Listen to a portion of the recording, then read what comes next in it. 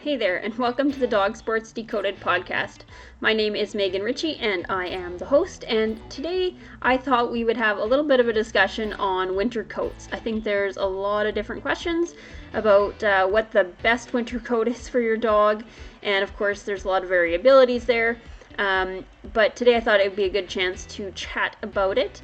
And especially I kind of want to focus on using front clip harnesses or harnesses, because I think that's a big challenge that a lot of people have, is finding a harness that will work with a front clip harness, like you can see on my dog Tess here.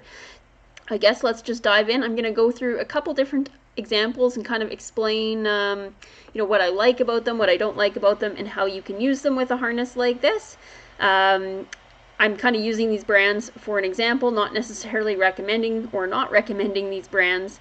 They're just ones that I've found and kind of have liked and think make a good example here. So I'm hoping to stick away from brand recommendations so much and more tell you kind of what I like and dislike about them. So if you have a brand you prefer, you can look for these same features in whatever brand you prefer. So super quickly, I'm just going to flip over to the Ruffwear website. This is one of my favorite brands. I really like the look of their coats. I think they don't look kind of as cutesy as some of them, which appeals to me a little bit more. And I really like the cut of them for a more athletic type dog.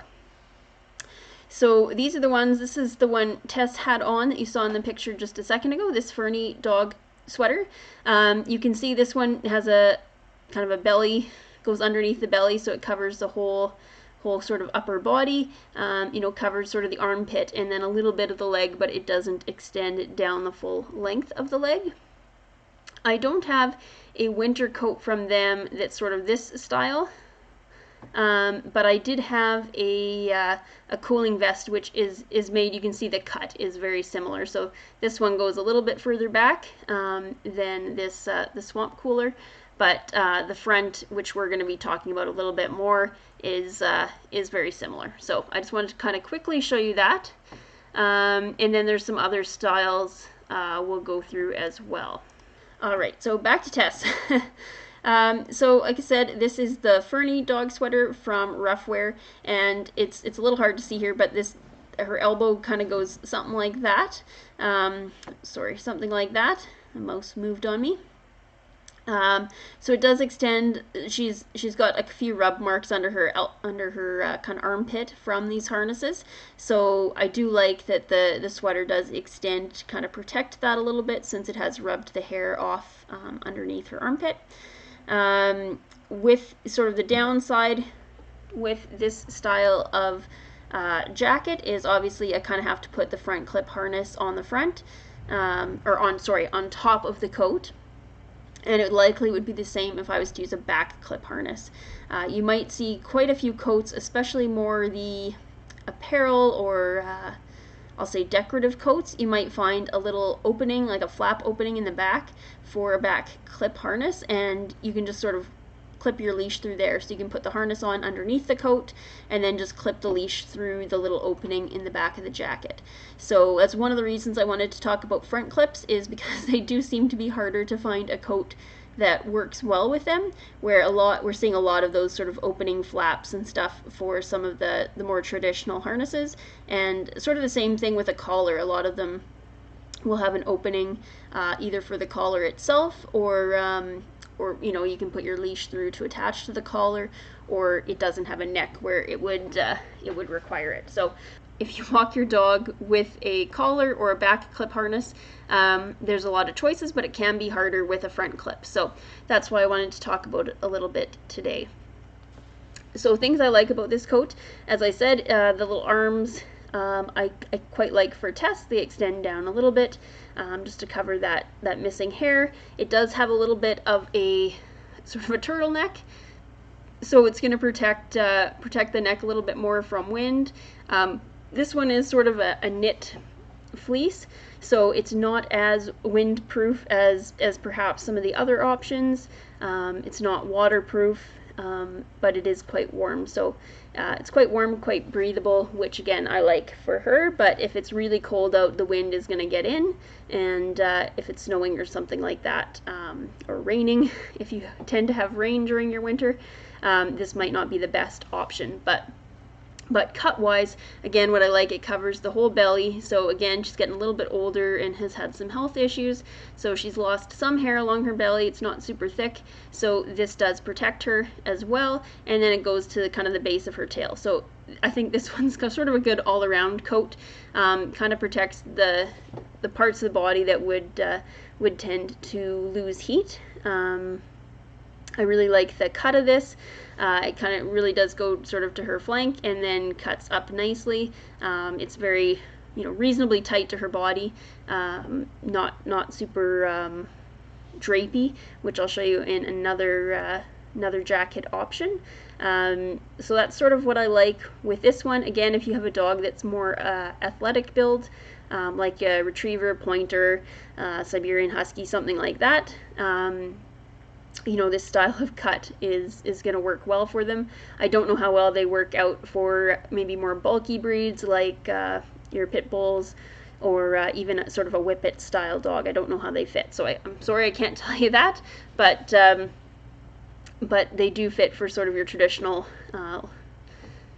build dog that's more on the athletic side. So I like them for that reason. Again, the downside to me with a jacket like this is this front clip harness, or in this case it doesn't have a opening for a back clip harness, so any harness would have to come over top of the jacket, which could just cause rub. So this one, again, another feature, I think it makes the cut nice, but there's a zipper here, and so that's going to rub underneath the harness. So not ideal, but that's what I like about that one. So then we will flip to this Hurtta jacket, I guess. A little different style, so this is more, I'll say, a pajama style. So you can see it extends down the leg quite a bit more. This size in particular is quite tight on her. It's sort of a t-shirt material, so it's very stretchy, very lightweight. So it would not work well for sort of a -40 weather if you're trying to keep your dog warm. But if you have a boxer or a whippet or something that is very sensitive to the cold, even on a cooler fall day or something, if they have a tendency to get cold easily, something like this might be just enough to keep them warm. So that's an option. Again, you can see this one has a pretty high neck here. It does extend the full length of her body, so to her tail, and then there's of course a cutout for the tail and for those bio breaks, but then it does extend down the back legs as well and goes the full length of sort of the belly to a little opening at the back, of course. So this is one I had bought for kind of cold days dog sledding, so I did want it to be a little bit more breathable so she didn't overheat, but I would not. This style will work well in really cold weather, but not this particular material. So this one, like I said, is a t-shirt material, but if you were to get one that was, more of a poofy coat or something like that, but the same style would work very well for really cold weather, or dogs that tend to just get chilled easier. So your seniors or your more light-haired breeds could do well with something like this. Of course, you also see it in pajamas and things like that, which are more for fun. But again, kind of the downside to this one, it does have to go on the outside of the jacket for your harness, and again, it doesn't have a back clip opening for a traditional harness. So this one's pretty tight to the body, so you can see this harness fits pretty well here. It's not super bulky to clip on. There is a zipper just like that Ruffwear jacket. I believe it's on the other side of this coat over here, but it would rub underneath this harness. So that's kind of the downside, but again, because it's a little more body forming than some of the later coats, it seems to work well with this style. So I know I've brought in another Hurtta coat at the store that's a little bit heavier material. Again, neither of these options would be totally waterproof, but it would be a little bit warmer than this particular version. So if that interests you, there is a couple other Hurtta options that are very similar, but certainly other manufacturers make this style as well. So that's a good option for our dogs who need a little bit more coverage or super cold days. So as I said, I kind of showed you on the Ruffwear website. This is, sorry Tess, this isn't the best picture of her, but this is another coat. This is the Swamp Cooling Coat, but flip over here super quickly. But as you can see, this Swamp Cooler has a very similar style to you know, this packable insulated jacket. So I just want to show you the cut more than the particular coat. So while this isn't a winter coat, the cut is the same. So I just kind of wanted to walk through how I have found this to work for us with our front clip harness and a back clip as well. So you can see this does go kind of to the extent of her tail, and if it was sized properly, and I think the winter coats have a little more coverage anyway, it would cover her back quarters. So again, just protecting all the areas that we want to keep warm, so we don't have a lot of heat loss there. So I guess the one downside with this particular coat, again, like the other ones I showed, there is not a little flap on the back, and this is her front clip harness setup. So what I have found is it's easiest if I put sort of the coat over her head first, and just sort of don't buckle it up yet, but I put the coat on, and then I put the front clip harness on, and then you can see here I've actually passed the leg strap of the front clip harness behind the front of the jacket. So I've put that behind there, and then I have buckled that up behind her elbow. And let's go to another one that shows this a little bit better. So I've buckled that up behind her elbow there, and then I've buckled up the jacket. So by passing that underneath, I can just make it a little less bulky, keep that you know, harness as close to her body as possible, and still give her that coverage that she needs. So again, kind of nice with a jacket like this to get a little bit more protection of that chest area. So anywhere where they will get sort of hit by that cold wind, it's nice to give them a little extra protection. You can see this does leave a large gap here, and they're going to have a little bit wider gap with no material to kind of protect them there. So this isn't going to be as warm a cut as that Fernie jacket, that first jacket I showed you, or the Hurtta sort of full body. This is going to have a little bit more openings, but it's an easy jacket to put on, and it does kind of fit nicely. So if you're looking at different brands, one thing I would just recommend you watch is sort of where, you know, when you're putting it on your dog and you put your harness on your dog, where does that neckline of the harness fit in relation to the neckline of the jacket. So in this one, the jacket neckline is low enough that I can put the harness on top and then pass the leg strap through. On another one I'll show you I can't do it that way. So the strap or the jacket's a little bit too centered. So you know, you win some, you lose some. So I would either look for a jacket that tends to have a lower opening, so that your harness strap can go above it, or the opposite, where it's got kind of a higher connection point and your harness strap can go below. So you just want to see if there's a jacket you can find where your harness clip can either go above that neck strap or below that neck strap of the jacket. So that's one option that's worked well for me. And then we'll go, so this is a totally different style coat. It's sort of a horse style jacket. I've got a few different pictures I'll show you that show the whole coat a little bit better, but it's a very simple cut. So it goes to the very edge of her tail, long all the way down, and then very flat across here. There's not a lot of kind of contour to the body. It's very similar to a horse coat. And then I have, this one's quite a large, like puffy jacket, so I like it for her when it's really cold out. Adds a lot of heat, obviously. So I like that, but because it's so bulky, I can put the harness on the outside, but it just doesn't fit particularly well. You know, I have to make the harness bigger to fit all the way around, and there's just a lot of bulk in the way. But if I put the harness on, and I'm just going to flip to the next picture here, if I put the harness on underneath, you can see the strap across the blanket kind of sits about here. So the actual strap on her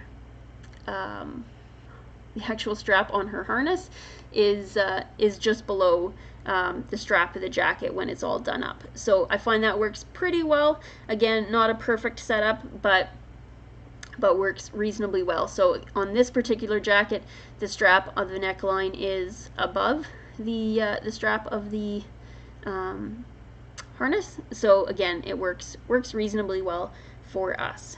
So this is the same manufacturer. I think it just shows a little more of the cut of the jacket. So it's the same general style as the previous coat we saw. It goes all the way to the tail, down, and then it's basically a straight cut across. This one in particular has a different opening. So the downside to this jacket is that it doesn't cover any sort of part of the chest under, like between the legs or on the belly. So this one is a little bit differently. So fits a little differently. So it's got a built-in chest strap, but you can see compared to this harness, where that chest strap is very close and form-fitting to the body, this one is very loose. So it sits quite a bit lower. I don't have her harness on under here. You might be able to get the harness strap to come out right there, but it's going to be, this is sort of an elastic piece. So probably could make it work if I had the harness underneath, but I think this is just going to be kind of right smack in the middle to interfere with that front clip harness. So with either of these two styles of coat, it's going to be pretty hard to put a harness, back clip or front clip, on top of the jackets, just because they are so bulky and they're not quite as form-fitting. So I like this one if we're sort of loose leash off at the park or something on a really cold day, and I don't want them attached to me because they're crazy lunatics because it's cold out and they want to run around and have fun. These are the coats I put on them for those days. And if your dog needs a little bit of extra protection, these do work quite nicely for those cold days. You can see this one has a higher neckline too, which is kind of nice for those cold days. But compared to a fit like this one is going to cover a lot more of those exposed areas. So I might put a coat like this underneath this jacket, just to make sure that the belly's a little more protected, or this jacket, I guess, to make sure that that belly's a little more protected and we've got a little more coverage on the legs and kind of those bare armpits. So either of these jackets underneath, you know, for a dog that tends to get really cold, I would look for a style more like this. Of course, there are styles like this that are as warm as these ones. It just depends on the manufacturer and that you're looking at. But there are puffy versions of this style. So if you can find one that's a little more form-fitting, that might work well for you if you happen to have a hairless breed or a very, very sensitive to cold breed, or just dog. You know, some of our seniors need a little bit more creature comforts as they get older. They're dealing with arthritis and stuff, so a little extra coverage and protection they seem to appreciate in their older age. So a style like this, or this first one I showed you, can give them that little bit extra coverage they need. But certainly, like when Tess was younger, a jacket like this would have been plenty on a cold day. So that's kind of what I wanted to cover, just to give you some different ideas of styles to look for. So just super quickly again, this is the Ruffwear Fernie dog sweater. This is the Hurtta brand. And again, it's just like a t-shirt material on this one. I'm sorry, I can't remember the name of that particular style off the top of my head. So this is another common style for dog coats that you might see in other brands as well. Again, just kind of like it has a little bit more protection on the chest, coverage on the chest and the belly. and then sort of the full bodysuit style, and then sort of a more form-fitting jacket style. So just a few different ideas for you if you are looking for a winter coat for your dog. And again, especially if you're using a front clip or back clip harness. If you're using a collar, probably not a big deal which style you choose, as long as you get the coverage your dog needs so they don't get chilled underneath it. But if you're using a harness, it can be a challenge to find a coat that fits. So I do find either watching that chest piece, if it does move or kind of goes between the legs like some of the other styles, the more form-fitting it is, the more they tend to fit well with these harnesses, and same with this style as well. The more form-fitting, the easier it is to put a front clip or back clip harness on, and then the more bulky they are, you might have to go on underneath. So as long as you're aware and can kind of watch the placement of the chest of the jacket versus the chest of your harness. Not as huge a deal if it's a back clip, because you can probably adjust that quite a bit. But the more form-fitting it is, the easier it's going to be to fit a harness over top without making it so big that your dog can slip out of the harness, or it just is going to cause rubs and really twist on your dog's back because you've had to make it bigger to put it over top of a big bulky winter jacket. So with that, I hope you've found that helpful. If you're looking for a winter coat this year for your dog and kind of not sure what's going to work well for you with your harness, I hope that gives you a little bit more of an idea. So with that, thanks for tuning in, and I will catch up with you next week.